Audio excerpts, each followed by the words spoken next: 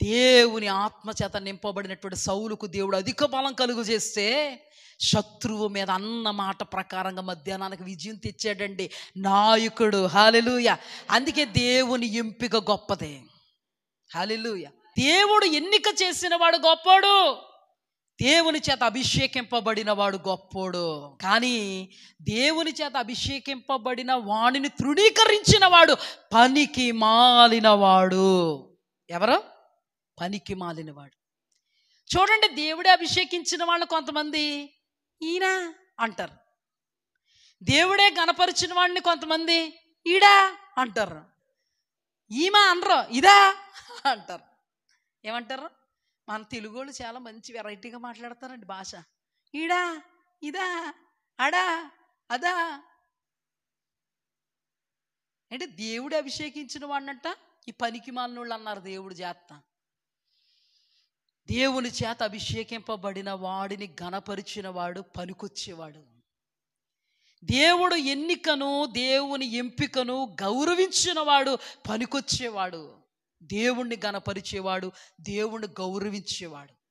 దేవుడి చేత ఎవరైతే ఏర్పాటు చేయబడతారో, దేవుని చేత ఎవరైతే ఎన్నుకోబడతారో, ప్రత్యేకింపబడతారో, ప్రతిష్ఠింపబడతారో, అభిషేకింపబడతారో, వాళ్ళను ఎవరైతే తృణీకరిస్తున్నారో, నిర్లక్ష్యం చేస్తూ ఉన్నారో, ఎంపిక చేయడం లేదో, ఎన్నిక చేయడం లేదో, వారు దేవుని వాక్య ప్రకారంగా నేను సెలవిస్తున్నటువంటి మాట ఏంటంటే పనికి మాలిన వారు.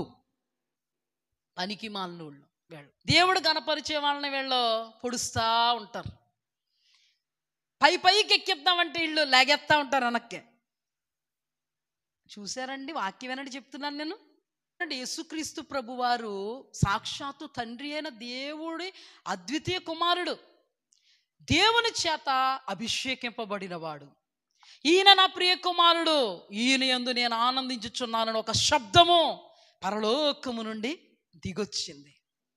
ఆయన యేసుక్రీస్తు ప్రభువారిని పరిశుద్ధాత్మ చేత అభిషేకించారు. అభిషేకింపబడిన యేసయ్యను శాస్త్రులు పరిసయ్యులు ఏమన్నారు? వీడు మెస్సయ్య, వీడు యేసు ప్రభువా అన్నారా లేదా? వీడు తాగుబోతు, వీడు తిండిపోతు, వీడు తిట్టుబోతు అన్నారా లేదా? వీడు దెయ్యాలకు అధిపతి, అందుకే వీడి దగ్గర నుంచి దెయ్యాలు పారిపోతున్నాయి అన్నారా లేదా? మరి ఇది ఏ క్యాండిడేట్లు, ఏ కేటగిరీ చెప్పాలి మీరు? పనికి మాలినోళ్ళు. వీళ్ళందరూ ఎక్కడికి వెళ్తారు? సేద అనమాట. మన కన్నడ భాష బాగుంటుంది, సేద వెళ్ళిపోతారు. ఇంగ్లీష్ భాషలో స్ట్రైట్గా వెళ్ళిపోతారు. తెలుగు భాషలో నిదానంగా వెళ్ళిపోతారు. ఎక్కడికి? పరలోకం కాదండి. చూడండి, జాగ్రత్తగా అర్థం చేసుకోండి. దేవుని ఆత్మ కలిగిన వాళ్ళు దేవుని ఆత్మ కలిగిన వాళ్ళని ఘనపరుస్తారు, గౌరవిస్తారు, హెచ్చిస్తారు, దేవుణ్ణి బట్టి వాళ్ళని ప్రేమిస్తారు. వీళ్ళలో దేవుని ఆత్మ లేదు. ఏమాత్మ ఉంది? దెయ్యాలు పట్టున్నారు. కాబట్టి వీళ్ళు దేవుని బిడ్డల్ని ఏం చేస్తారు? హేళన చేస్తూ ఉంటారు,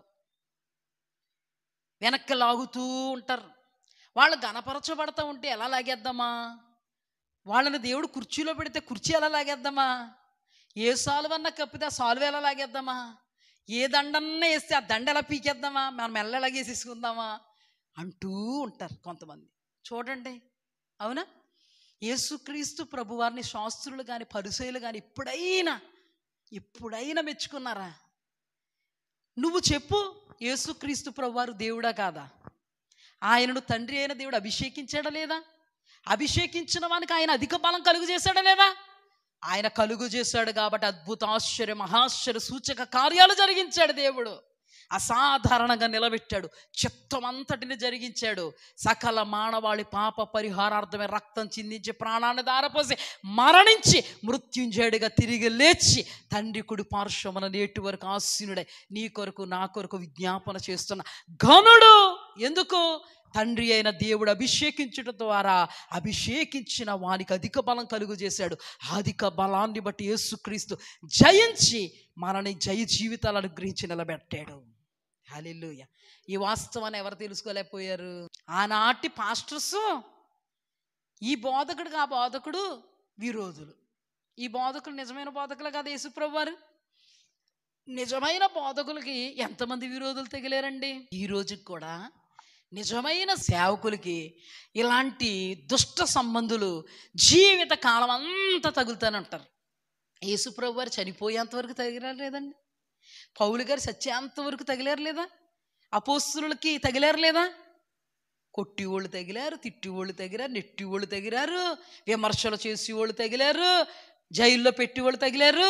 జాగ్రత్తగా అర్థం చేసుకోండి, ఖచ్చితంగా తగులుతూనే ఉంటారు.